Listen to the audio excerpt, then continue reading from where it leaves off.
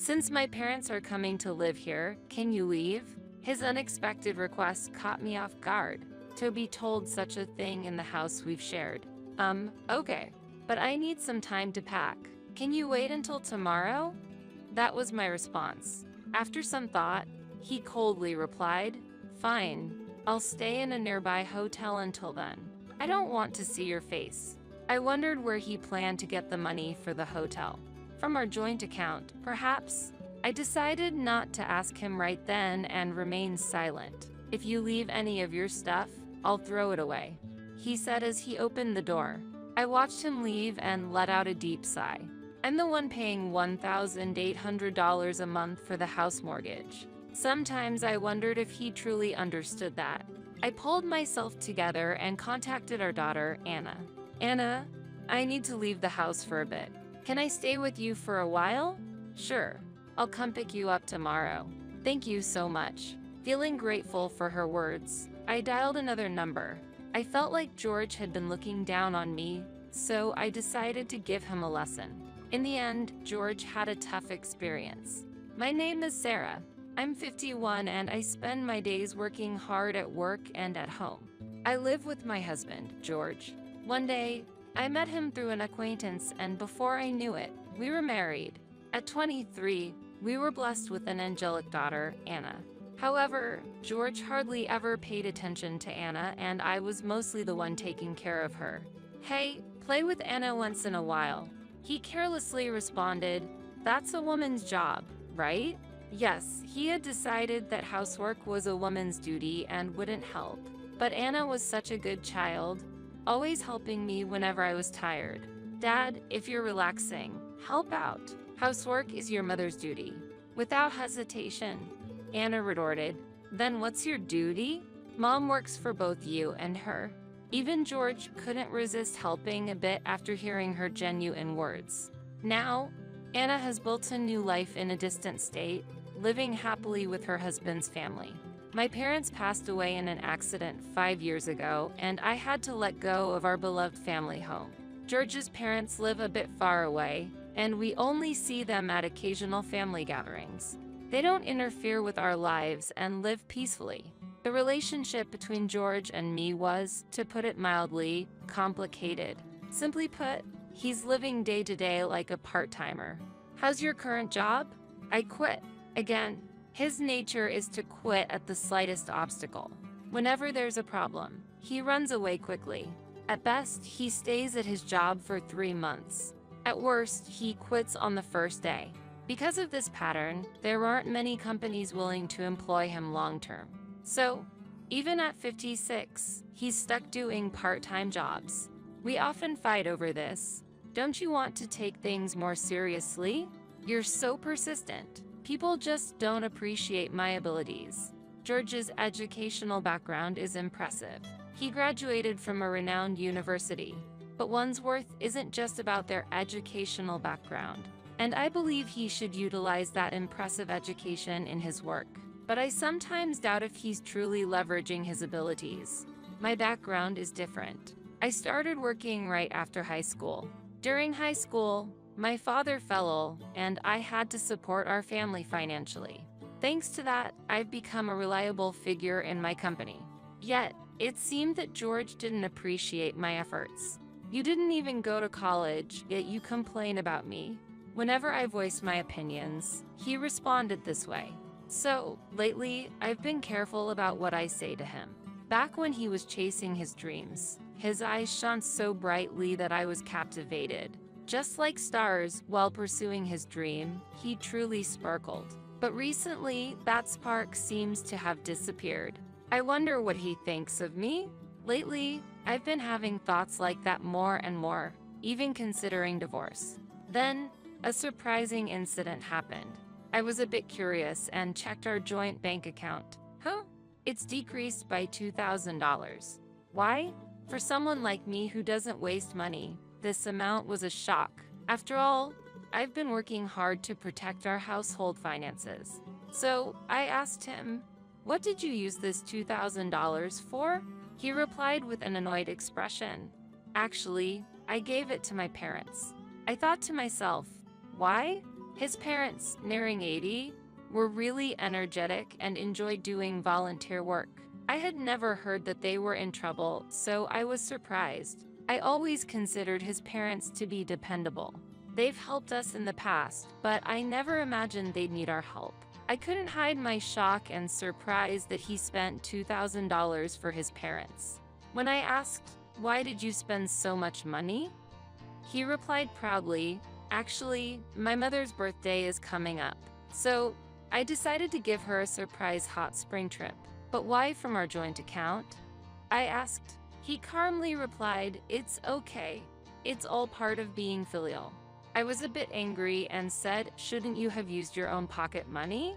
He's always like this, using the money I save up without any hesitation. Like this house, for instance. He committed to it without consulting me. When I was worried about the payments, he reassured me by saying, "You have a steady job, so it should be fine, right?" Though the house was bought in my name, he seems to brag to his friends that it's his. Honestly, I've been feeling worn out by his attitude. "You're my wife, just follow my directions," he said, looking displeased, and then he went to his room. Whenever something went amiss, he locked himself away. I was left to think about our problems and would start doing some chores. The money I'd been saving up little by little was used like this. Our budget was tight since he used almost all my part-time job income. I wanted to escape this situation, but I found myself sighing. One day, memories of our fight still fresh. I received a call from my mother-in-law, thanking us for the hot spring trip, but what she said next shocked me. She told me he had proposed that they live with us after their trip. "Why did you suggest living together?" I asked, surprised. He said, "They're getting old, and it might be better to sell the family home and live together." I told him decisions like that should be made together and reminded him of the household situation. He snapped at me, "You're so annoying. If you're not satisfied, do whatever you want." I was speechless when he hit the table in anger.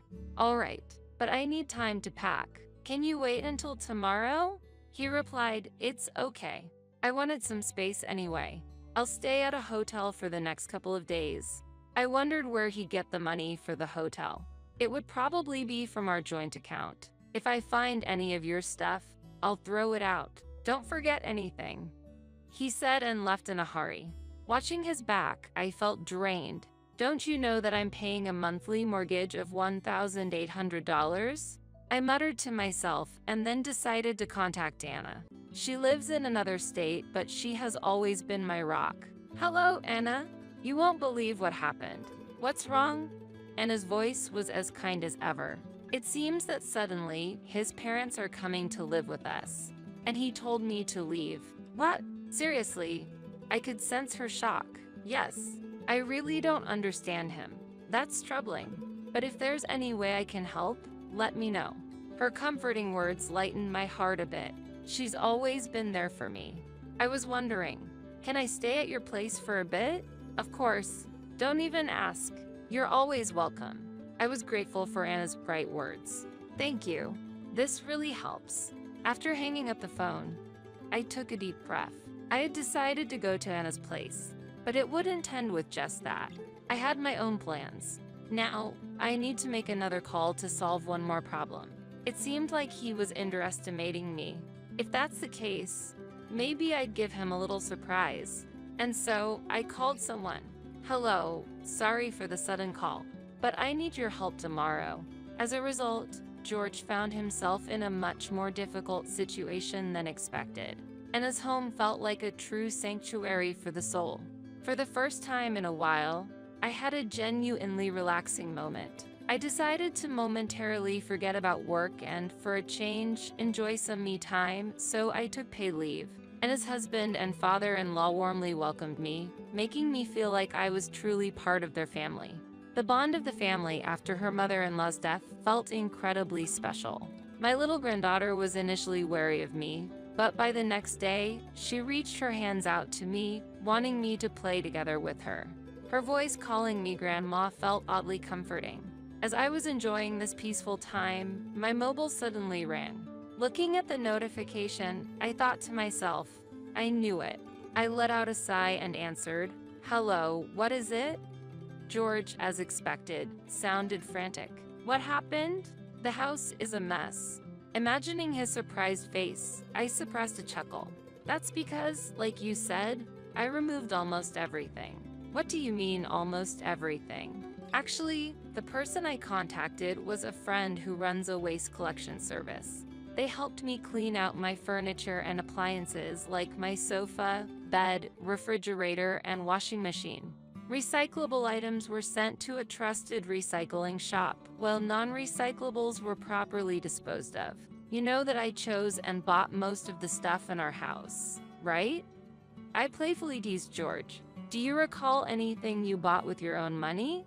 George, taking some time to think, replied, you may be right, but doing all this is a bit extreme.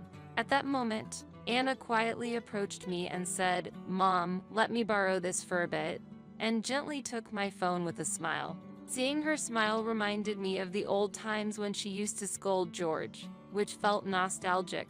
Hello, Dad. It's Anna. It's been a while. When Anna turned the speaker on, George's voice filled the room. Anna, you're with Mom. Yes, Mom is at our place right now. Anna's cheery confirmation seemed to puzzle George. With a serious expression, Anna asked, Dad, why has it come to this? Mom has always been the backbone of our home and supported us. Compared to that, what about you? Her words weighed heavy and tension filled the room. I was curious about how George would reply. Enough. Tell Sarah I'm seriously considering a divorce. Are you serious? What do you plan to do, Mom? If it comes to that, I'm open to a divorce. Really? Hearing my unexpected response, George's voice was filled with sheer astonishment. He probably never thought I'd consider divorce seriously. He seemed to be a bit too self-centered. I'll say it one more time. Are you really going to get a divorce? Sure. But don't expect any assets. I have no intention of sharing. Recalling our marital life, I remembered how I took care of our finances while he spent freely.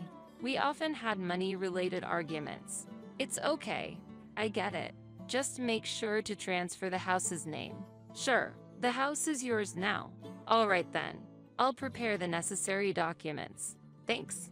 After ending the call, Anna returned my phone. Her face showed concern, but her smile was kind and understanding.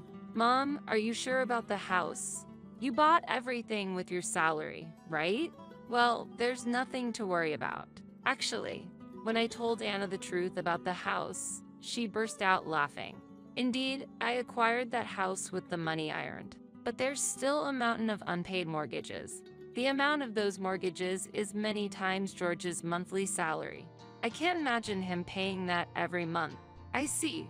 You're really amazing, aren't you, Mom?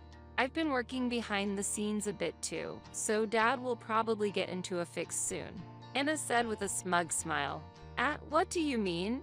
Actually, I've become very close with Grandpa and Grandma, so I get a lot of information. Anna winked playfully, flashing a mischievous, childlike grin. Unlike me, she highly valued her relationship with her grandparents and frequently kept in touch.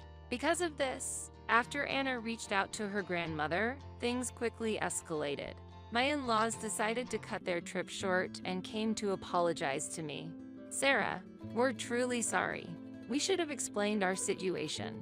They gently elaborated on the recent chaos. So, the decision about selling their family home was true. But the reason behind it was because they were planning to move into a senior facility. They're currently waiting for a room to open up in the retirement home. For the brief interim, they needed a place to stay, and it happened to be our house. Upon hearing their wishes, George suggested they all live together with him. Although my in-laws were worried about causing me inconveniences, George told them, Sarah fully agrees. In fact, she suggested it. Thus, they seemed to be convinced to move in. However, I never agreed to any such thing. My relationship with my in-laws was quite ordinary. I would never make such a bold proposal. So it was all Dad's cunning idea, Anna remarked, looking exasperated. My in-laws, resembling parents apologizing for their child's mischief, seemed deeply remorseful. Afterwards, they were furious at George. Their eyes brimmed with the question, "Why would you do such a thing?" He came up with this plan on his own, even trying to kick Sarah out of her own home. And he's always been at home, not even working properly. We need to distance ourselves from him, they concluded, seemingly cutting ties with their son. Later, they deeply apologized to me and left in a somber mood. Honestly, I think my in-laws are decent people. They seemed financially stable, having afforded George's expensive university fees. Hey, don't you think Grandma and Grandpa's parenting style is a bit too liberal? Anne asked me curiously, "Why do you think that way?" I responded, "Well, they could see Dad not working, but they didn't say anything. Plus, he seems to have inherited their personality." True, George always appeared quite indifferent towards Anna.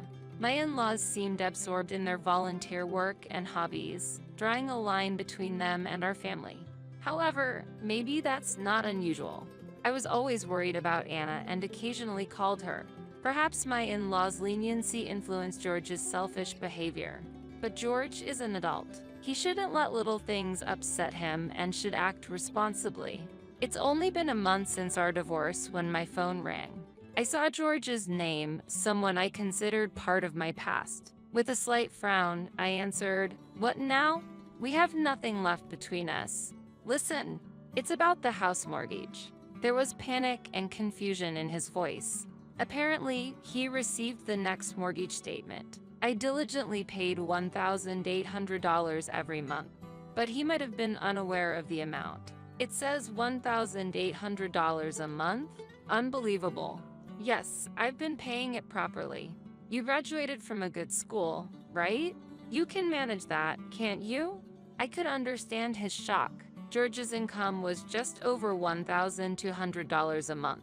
Given his spending habits, he barely saved anything. Although most items in the house were gone, he was able to manage with things he received from his parents.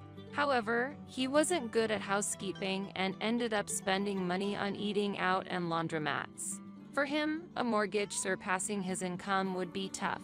Are you surprised that I, a high school graduate, can pay $1,800? Well, kind of. You see, even as a high school graduate, I worked hard, steadily getting promotions. I realized the importance of perseverance. That's impressive, but it might be tough for me. It was your choice to be in this situation. Stop blaming others and take responsibility. When we divorced, we had clearly discussed the mortgage and other details. So, it was a given that George would pay for it if he continued to live in that house. By the way, his parents seemed to have moved to a senior facility. When George reached out for help, they firmly told him, "You're an adult. Take care of your own affairs. Sarah, won't you reconsider? Let's start afresh." Wait, you're kidding, right? We can't be together anymore. Then, how am I supposed to pay off the mortgage? That's for you to figure out. When we were together, I paid for it, didn't I? Hearing his frustrated voice, I thought to myself, do your best. His future decisions and actions are up to him. I changed my settings so that I wouldn't receive any more calls from him. I had just started on a new path, so being pulled back into the past was truly bothersome. Hey, did you get any call from Dad? Actually, yes. Despite never truly apologizing, he asked if we could get back together. I could see through his words though. It's all about money. Oh, maybe that's why he contacted me too. After I rejected his proposal, it seemed he had been contacting Anna numerous times. Despite always being weak in front of Anna, him persistently trying to contact her might mean he was genuinely struggling. I told him that this is the result of his actions. Exactly. Also, now that you finally have the peace you deserve, Mom, I told him sternly not to cause any more trouble. Thank you so much. Anna, I'm so happy to see my daughter grow into such a considerate and wonderful woman. I felt proud of her. Hey, Mom, I've been wondering, do you know what Dad was spending his money on? Why do you ask? Didn't he frequently spend money on gambling? At that, I couldn't help but chuckle. George's income wasn't that great, to be honest. Now that I think about it, maybe he was sometimes grumpy because he lost money due to gambling. That's true. On the days he actually won, he would sometimes buy us special treats. His personality was perhaps a bit simple, but I wonder why I even married him. I chuckled at the naivety of my past self. When my friend introduced me to him, he seemed to sparkle. But Anna is smart. She learned from my experiences and chose someone opposite of George, someone truly kind. Anna's husband is family-oriented, spends weekends with her and their daughter actively, and has a high position at his job, ensuring a stable life. He loves playing with his daughter during his free time and occasionally checks up on me. You really chose a good man. Do you think so, Mom? Thank you. As she spoke with a beaming smile, she looked genuinely happy.